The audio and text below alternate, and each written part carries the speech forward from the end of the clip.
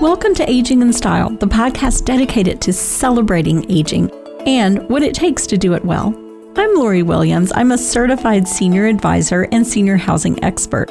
In each episode, you'll learn stories of older adults who are thriving in their 70s, 80s, 90s, and in some cases in their hundreds. Whether you're an older adult or the child of an older adult, this podcast is filled with insightful resources, organizations that are doing incredible work, and stories that will inspire you to volunteer, learn, and who knows, maybe even skydive in your golden years. Hi, welcome to Aging in Style. Oh my gosh, we have such a great episode for y'all today because this is episode number 200.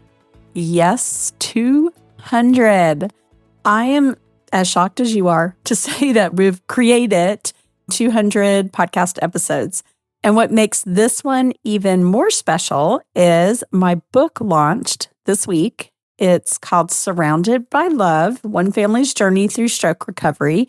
And it launched on Amazon on Monday. And we already are topping new releases and categories of aging parents, of strokes. There was another one we were at the top of as well. And I'm so excited. I really want this book to get into the right hands for people that need this because it's for caregivers, it's for advocates of a critically ill loved one. So if you've been following along with the podcast, you know my story, which is that my husband, Mark, had the first in a series of 4 strokes beginning Christmas Day 2022. And totally threw our family into this journey that we were not wanting to go on, obviously. But along the way, I've just learned so much about advocating, about strokes, about caregiving, about grief. And, honestly, it has grown my faith like you would not believe. So I wanted to share all of that. I share it all on the podcast, but I also wanted to share it in a book in the hopes that maybe it'll help at least one person, especially with strokes, because 80% of strokes are preventable. And so I think that information needs to be shared and needs to be out there. So that's what I have for you today. And along with that, we did a live stream, including a live reading of the book that I did of chapter 1 of the book. And we also took audience questions. So it's a really special podcast. So be sure to listen to it. And I hope you enjoy it. Thanks so much. All right, we are live. I know we were supposed to go live at 12, but there were some technical difficulties, but we're on now. You think, yay, I see Anna saying yay. Anyone else out there who was trying to get on at 12? Sorry, that was a little tiny bit stressful, but I'm good. Anyhow, I see we have 2 viewers, so we're just going to give it a little time. Hi, Laura. I'm glad you're here. So sorry about getting started a little bit later. You never know with technology. We do our best. We thought we were ready, but then, things happen. So yeah, we're excited to get the whole story out about the book. And, most people who know me, they know the story, but anyone joining who does not know the story, well, I'm Lori Williams, and I own a senior placement service, and I have a podcast called Aging in Style. And I wrote a book called Surrounded by Love. And the book was all about our family's unplanned journey with stroke recovery. And I was just asked, what is my favorite thing about this launch week? Because this whole week has been Launch the Book Week. And it's only Wednesday, I can't believe. But my favorite thing has just been, honestly, the excitement of it. And so many people who are excited. I mean, as excited as me about the book and about it actually being available. And, people have been getting their books and taking pictures of themselves with their books and sending them to me. And I love seeing that. That's just blows my mind. It's so fun. Kind of back to kind of say who I am. So as I said, I kind of went on this unexpected journey with my husband, Mark. He had 4 strokes starting Christmas Day, 2022. And completely changed all of our lives.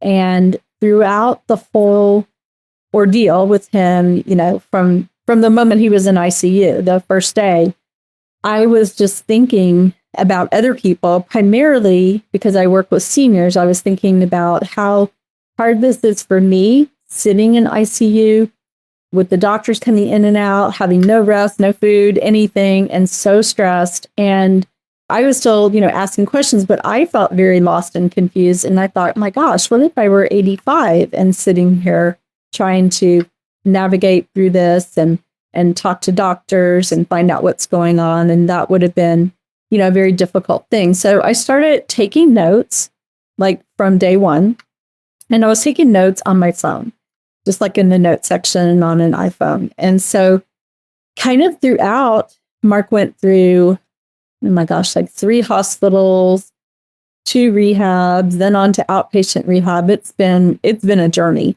And throughout everything, I was taking notes, and I was also posting a lot on Facebook and kind of taking the things I was learning.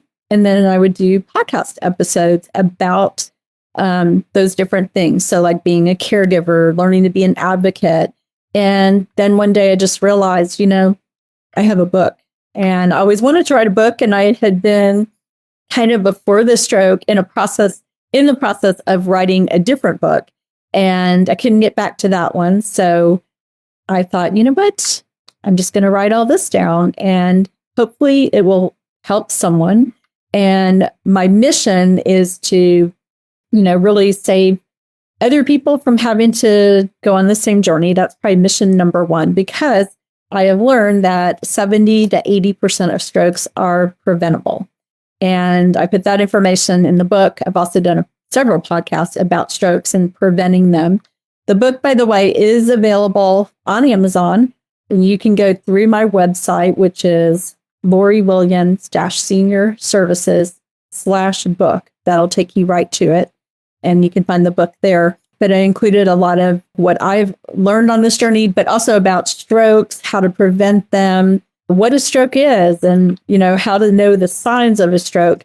And then that's kind of like the first mission I would say that I have for the book is preventing a stroke.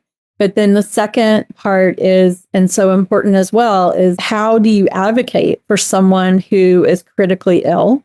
How do you manage your way through all the medical stuff, and then how do you take on the role of being a caregiver? And there's a lot of emotions, it's a very difficult thing. So I included all of that in the book, and that's what I have for you. But if you have any questions, put them in the comments. You can ask them now or ask them later. But if you're ready, I'll start reading the first chapter. Okay. Chapter 1, The Moment Life Changed. Christmas Day, 2022, 7:00 p.m. The date and time are burned into my memory. How many times have I relived that entire day, asking myself, why did this happen? And why, of all days, on Christmas Day? Wondering what signs I may have missed or what I could have done differently. Wishing that time machines truly existed so I could hop in one and travel back to 6:59 p.m. when our family was still us. Christmas 2022 was very low-key for our family, and honestly, it was probably a bit on the boring side. We had toyed with plans to join our extended family in Mississippi for the holidays, but we didn't want to leave our 11-month-old golden retriever puppy with the sitter. And the thought of driving 10 hours with 4 of us in a car, plus an 85-pound energetic pup, appealed to none of us. Christmas morning, the kids, 26-year-old Chris and 19-year-old Abby, slept in. I got up early and made a breakfast casserole, sausage, biscuits, and gravy that I had found on Pinterest. I figured we'd all fill up on a big breakfast and eat a late dinner. Mark and I watched a movie on Netflix. I have no memory of what it was. However, I do remember how normal everything was as we sat in our regular TV viewing spots in our family room. Mark in his recliner and me on the couch, cozily wrapped in a warm blanket. There was no feeling of impending doom. At some point, I put a honey-baked ham in the oven and got to work on a scalloped potato recipe Abby had found and asked me to make. As I recall, she was supposed to help me with it, but had gone MIA, sleeping no doubt, as most college students do when home on Christmas break. I recruited Mark into helping me with the casserole, specifically peeling the potatoes and thinly slicing them with a mandolin. Not 2 minutes into this, Mark cut his hand. It wasn't terribly deep, but he did bleed, which earned him an immediate release from food prep. I finished up the casserole and placed it in the oven. If all had gone according to plan, dinner would have been ready by 6 o'clock. However, those darn scalloped potatoes were taking forever to cook. While we were waiting on the potatoes, we called our extended family to wish them a Merry Christmas. I remember Mark going upstairs to his office to call his sister and niece. Finally, dinner was ready. I remember how good it smelled and how hungry I was. I'd only had a slice of breakfast casserole and some fruit earlier in the morning. I had also popped about half a box of chocolate-covered cherries in my mouth throughout the day. Don't judge me, it was Christmas. In our kitchen, we have a long island where I had arranged all of the food and put the plates out buffet style. We were all starving by this time, of course. Normally, we would plate our food, sit at the table, and Mark would say the blessing. However, since we were eating so late, I told everyone to stay where they were around the island and asked Mark to say the blessing. This is the moment where life as we knew it came to an abrupt end. I was standing on one side of the island, Mark was on the other, and I was facing him. Chris was on the same side as Mark, and Abby was on my side. I remember glancing at the large clock hanging on the wall in our family room and noting that it was 7 o'clock p.m. I asked Mark to say the blessing. His mouth opened and closed a few times, and then he had a perplexed look on his face. The words he got out were, "You say it." I immediately felt a sense of alarm and asked him to say something else.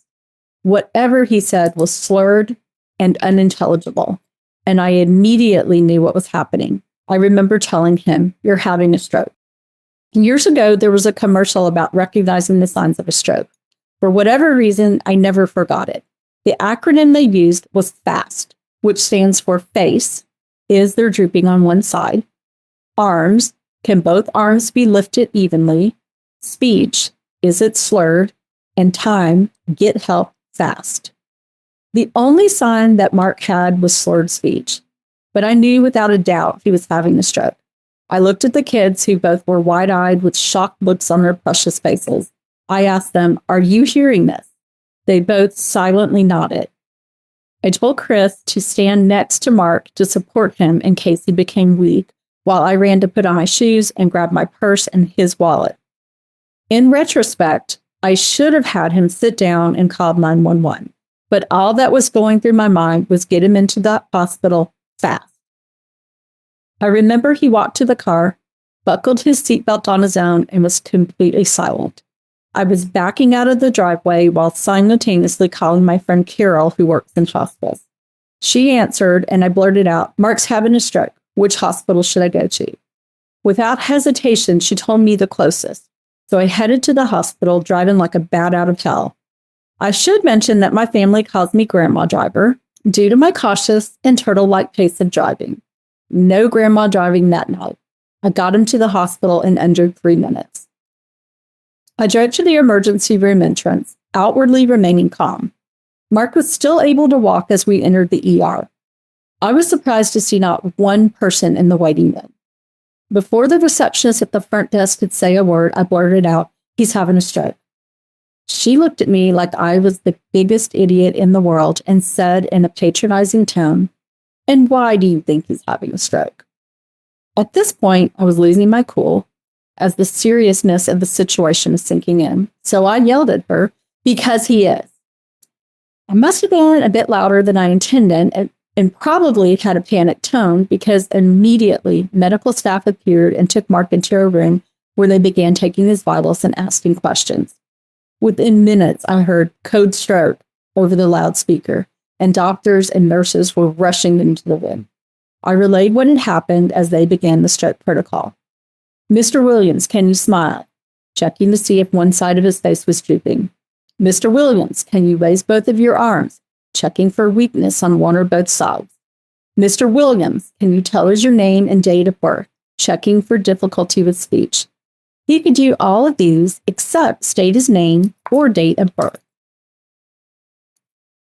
At this point, someone asked me if I had left my car at the entrance of the ER. Yep, I had pretty much abandoned it, the passenger door hanging wide open. They asked me to please move it, and as I drove to a parking space, I called my brother Craig to tell him what was going on. I was gone for just a few minutes, but when I walked back into the room I had left Mark in, he was gone. They had taken him for an MRI. After what felt like an eternity, a nurse came to get me and took me to another room in the ER where they had moved Mark. The doctor was again asking him, "What is your name and your date of birth?" He had this look on his face of confusion because he couldn't answer either question. And then he would give a little laugh, kind of like he couldn't believe the absurdity of not being able to recall his own name or birthday. Doctors and nurses were in and out. It's all kind of a blur, but I remember one of the doctors informing me that the hospital we were in did not have a neurology department, and Mark had definitely had a stroke. The doctor was on the phone communicating with the neurologist at their sister hospital 30 minutes away in Plano, and they had determined it would be best to give him the clot-busting drug TPA or tenecteplase. I had heard of this drug and knew that if given within the first 2 hours, it could save your life. However, in my naivety, I thought if the drug is given, it would stop the stroke and everything will go back to normal. If only it worked that way. I will share more information on strokes and the damage they do in a later chapter. So we now had a plan in place, and Mark needed the drug buster. He needed the clot buster drug. However, at this point, he could not sign the paperwork and did not seem to understand what the doctor was explaining to him about his condition. The doctor turned to me and said, "You have to make the decision for him, and you need to know there are significant risks, that this is his best shot and the benefits outweigh the risks." I honestly never imagined that I would be in the position of making life or death decisions for my husband. I asked the doctor about the risk, and he stated that excessive bleeding is the biggest concern because the drug would thin his blood. We need to make sure he doesn't have a fall, and if he has cuts anywhere, they will begin to bleed. Remember, he cut his hand earlier in the day while helping me prepare the scalloped potatoes? The drug was then administered through IV, and I texted the kids and my brother Craig to let them know what was happening. I remember standing in this small room in the ER, sort of plastered up against the wall, since there were so many people coming in and out. At one point, I heard a nurse say, "Care flight is 20 minutes out." Wait, what? They are transporting Mark by helicopter to another hospital? Okay, this is very serious. The helicopter arrived and the crew came in with the transfer gurney. I remember the pilot saying, "It's the size of an ironing board," and it was. My husband is a good-sized guy, and I wondered how on earth they were going to fit him on such a tiny gurney. I told Mark I loved him and would meet him at the next hospital as they got him ready for transport. They took him out one set of doors to the helicopter as I was told to go out the opposite doors to the ER. I can't explain the feeling of shock, numbness, and disbelief. Is this really happening? As I walked through the ER, the receptionist who had been so rude when we first arrived called out that she was sorry and hoped he would be okay. I thanked her and I said I hoped so too. As I walked out to the parking lot, I could see them loading Mark into the helicopter. It was a freezing cold night, and by this time it was about 9:30. I called the kids to tell them that Daddy had just been loaded into the helicopter and that I would stop at the house to get my code before driving to the next hospital. I stood outside of my car and watched the helicopter take off with my husband in it, praying that he would be okay. It was beyond surreal. Feeling completely numb, I drove to my house. I was so scared for Mark and so sad for my kids. I had an overwhelming need to hug them and make sure they were okay. I walked into the kitchen and they both looked so young and scared. Sweet Abby had packed me a bag of essentials. I don't remember everything that was in it, but there was a blanket, which came in very handy. We have no family locally, and I felt awful leaving them, especially Abby, who is very sensitive and the biggest daddy's girl ever. I called my neighbors, Marco and Sully, as I drove to the hospital where Mark had been taken. They are like family, and I knew they'd check on Chris and Abby and make sure they were okay. I found out later that Sully had rushed to our house immediately after I called with cookies and hugs for the kids. I don't remember much of the drive to the hospital he was taken to, but I quickly located Mark in the ER. By this point, the clotbuster drug had done its thing, and he was talking to me, which was amazing. He was also bleeding profusely out of the cut in his hand and some other minor cuts on his arm.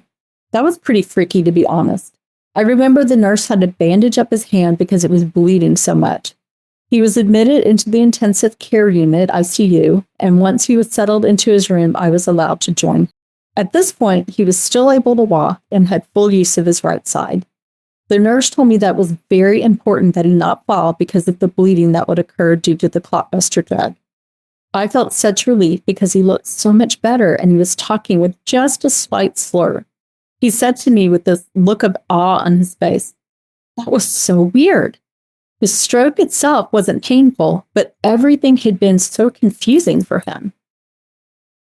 Mark then told me that strange things had started prior to not being able to say the blessing at dinner.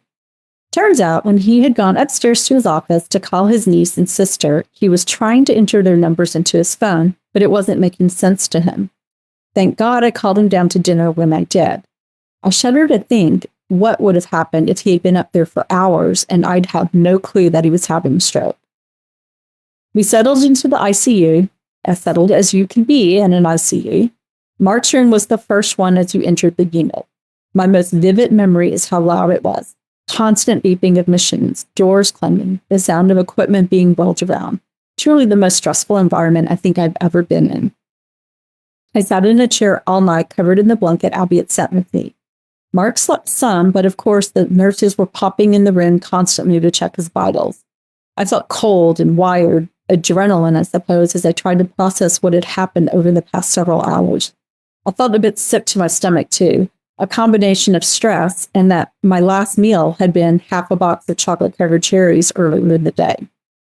After what felt like an eternity, morning arrived. The neurologist, a very kind man that I will always remember, came in to discuss the results of Mark's test. It was good news, all things considered. It was a small stroke. The clotbuster drug did what it was supposed to do. He would need some therapy to address the slight slur to his speech. Let me say that again. I slurred it. He would need some therapy to address the slight slur to his speech and some weakness on his right side. But by next Christmas, it would be like it never happened. Yes, great news. I breathed a huge sigh of relief. I texted the latest update to my dear friend from college, Kathy Messenger. She's a neurologist in Mississippi, and I had been texting her all night, relaying all of the medical jargon to her for interpretation. My sister-in-law, Diane, is a nurse anesthetist, and I was also sending her Mark's vitals and anything else the doctors or nurses told me. Everyone agreed. Things were looking up, and it seemed like Mark had dodged a bullet and that he would have a good outcome. By early afternoon, my neighbor Soli had arrived to sit with Mark so I could run home for a few hours to check on the kids and take a much-needed shower. I walked in the house and had a long group hug with the kids. Their worried, sweet faces about broke my heart. They had cleaned up and put away all the food from the forgotten Christmas dinner. I had zero appetite and knew there was no way I could eat one bite of that meal ever. I showered, took about a 1-hour nap, and headed back to the hospital. I will never forget that drive back because I had such an incredible feeling of relief. This could have been really bad, but we caught it in time and he's okay. Thank God. Back in ICU, I hugged Soli and thanked her for coming to sit with Mark.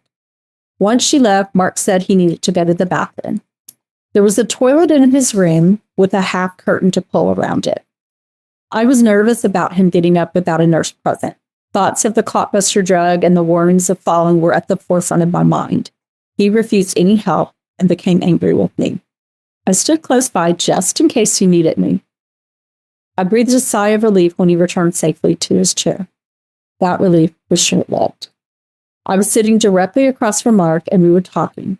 As I looked at him, I saw his entire right side suddenly droop. His mouth, his arm, his leg. I opened the door and yelled for a nurse and then ran to his side to make sure he wouldn't fall out of the chair. He tried to speak, but it was slurred and made no sense. His eyes were confused and scared. All available medical staff converged into the room as I made myself as small as possible in a corner. It was obvious that he'd had another stroke, and I knew this time it was very bad. What I didn't know until later was that he'd had a stroke shower, which means he'd had 3 more strokes all at the same time. 4 strokes total. He was now paralyzed on his right side. The right side of his face twisted and drooping to the right and no longer coherent. In an instant, we had gone from a minor stroke and the prognosis that he'll be back to normal by next Christmas to massive strokes and serious disability. Mercifully for him, he has no memory of any of this. I wish I could say the same. That's the end of chapter 1. Thank you, Lisa. She says the book is awesome. I appreciate that. So that's the first chapter. Obviously, things we thought were going to be one way, and they turned into pretty much a worst case scenario. But to read more and learn more about this story and read the book, it is on Amazon. It's on Kindle, hardcover, paperback, and also Audible. So it's all the different ways you can get it. So any questions about what I've shared in the book or about our experience, our story? Oh, Anna says, what is your number one tip for those who happen to be in ICU with their loved ones? I would say when you're in the ICU, and then you are, I don't think there's any other way that you're not completely panicked and not able to eat or sleep. I mean, that just kind of goes without saying. So you're like at your very stress level, the very highest.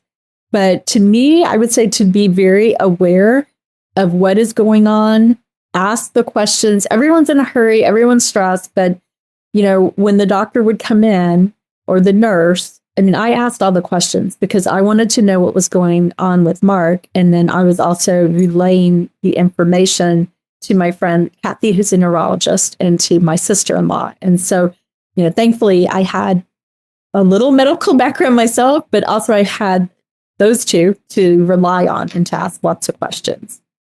And Teresa, thank you. Teresa says she loved it. So yeah, I'm glad you did. And like I said, my goal of this book, it is to share our story. It's not easy to share our story. And, I pretty much went there and it's pretty personal with a lot of the things that I shared.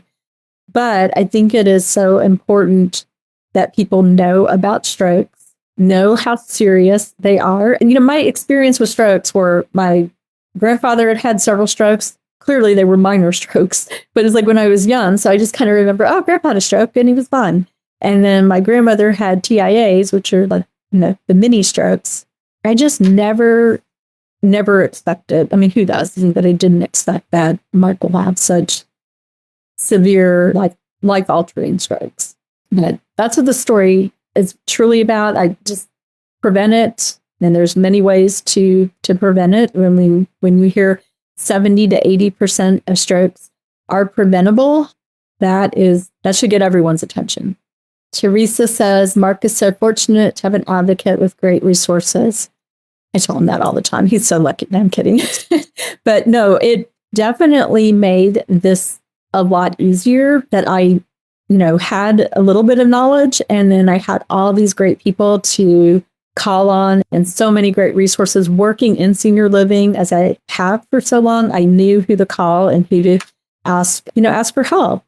And that I think has helped me be the best advocate for Mark. And that's been my goal, is just to do whatever I can for him, to do it the best that I know possible. And then Anna said, what role did your faith play in the whole journey?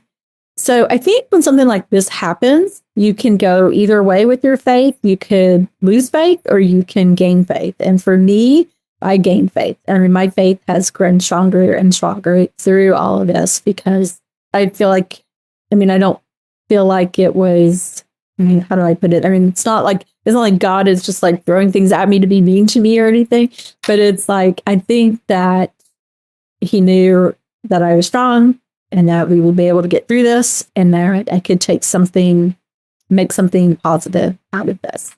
So that's just kind of my initial thought and answer to that question, Anna. But I can't imagine not having faith and being faced with all that we were faced with in the past 18 months. Any other questions? But hopefully that first chapter kind of left you hanging and you want to know the rest. Like I said, in the other chapters, I do talk a lot about, I kind of go into our family story. So, all about us and into, what a stroke is and how to help a family in crisis, which I think is super, super important. And insurance, hospitals, CareFlight, a lot of things that people need to know about. Anna asks, curious about how you decided what to write about and what to leave out. I pretty much included everything. There were a few things that when I sent it to the editor, he said, you might get sued. So I took that out. But that was just some things that were about, maybe about some insurance kind of things. But, you get pretty angry when you're trying to work through a system that is a very complicated system. They don't make it easy to get through things. So, I had some angry moments that, thankfully the editor said we might want to just take that out. But you know what? I feel like, honestly, I put pretty much our entire journey on here. And I mean, I can't think of anything major that I left out. I mean, I was really honest and, truthful with it and what was going on and my feelings. And, I went back to the notes that I had written along the way. So, those were like in the moment, like I had journaled how I was feeling. And so I used all of that because if I had gone back just trying to think back how things were, like say, for example, when Mark first went to the rehab from the hospital, I'm sure I wouldn't have remembered things the way I had written them down. So I'm glad I journaled everything. But you can grab a copy of the book or two, or however many you want. You can go to my website, which is lorywilliams-seniorservices.com/book. And you can order it there. So I hope everyone will enjoy it. I mean, enjoy it. I mean, there's sad parts. I mean, I feel like there's some humor in it too, and a lot of education as well. So, there are some sad parts, of course, but I do hope you will read it and learn something from it. So, but I appreciate you all being on and asking good questions. Oh, here's a question. You're always trying to find the silver lining of things, and I appreciate that. Thank you. I think that's the best way to live. Find the silver lining and don't wallow around in the sadness of it all. And Teresa says highly educational. Thank you. That was my goal. I wanted to be educational, but not read like a textbook, because that can be confusing. And when I was finding books about stroke, and they were like way over my head. So I broke it down into easy to understand. And Teresa said, your positive attitude is very admirable. Thank you. Like I said, I think it's easier to be positive and happy rather than negative. And Laura says, please come speak at Sunrise Plano. Check your email. Yes, I will. And I saw it in the email and I saw your message too. And I've been meaning to get back to you, but I'm a little busy this week, but I would love to. I'm very excited about that. Thank you, Laura. Oh, I see there's a question. I'm sorry. Question, do you have a favorite chapter? Do I have a favorite chapter? Probably, I kind of like the story telling about our family, which is chapter 2. That would be my favorite. Anything else? Well, I thank y'all for coming on here and listening and just learning our story, hearing our story and everything. And don't forget about the podcast. I have a podcast called Aging in Style. This is actually, we're going to use from this live reading for podcast number 200, which is exciting. So the book came out this week, and then we're also podcast number 200. That's amazing. So on the podcast, if you haven't listened, we cover everything about aging, senior living, interview inspirational seniors. I talk a lot about strokes and about our journey and different things kind of in real time as they were happening. I even interviewed my precious children. Chris and Abby were on last week's podcast, and they did such a great job. I'm really, really proud of them.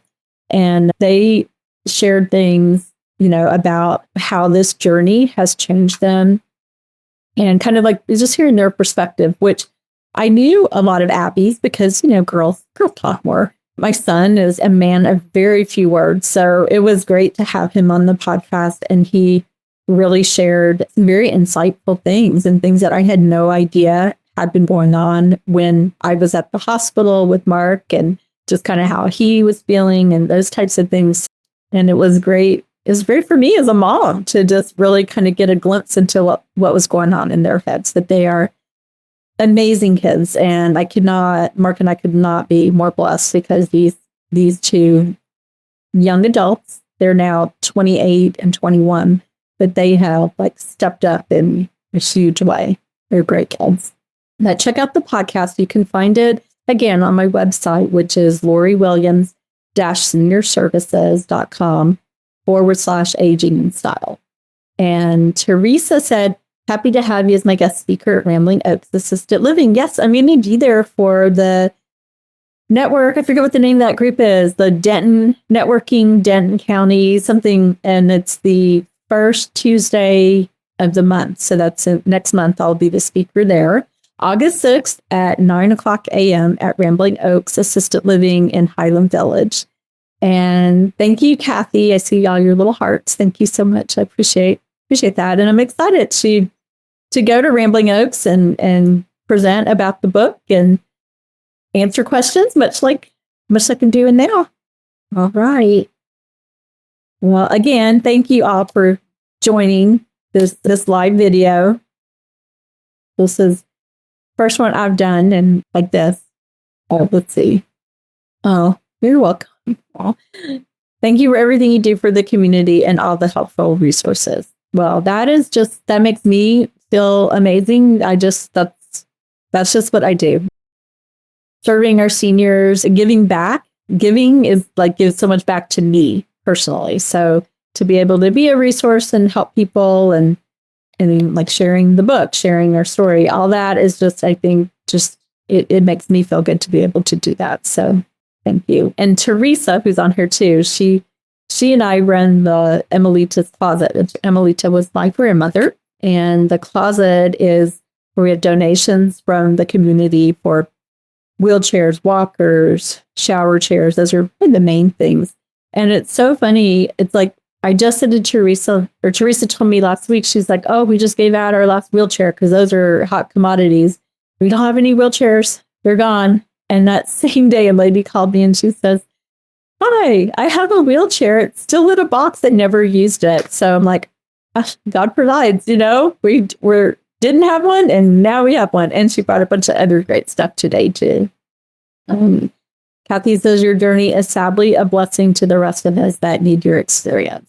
Yeah. I mean, to me, I really do try to find something positive. And so if this like saves one person's life or helps one person on this journey, if, unfortunately, if they're having to care for a loved one who's had a stroke or other, critical illness or accident, I hope it helps, because I would rather not go through a horrible experience, because it has been a horrible experience. I'd rather not go through it and then just sit there and dwell in it and being all sad and angry or bitter or whatever.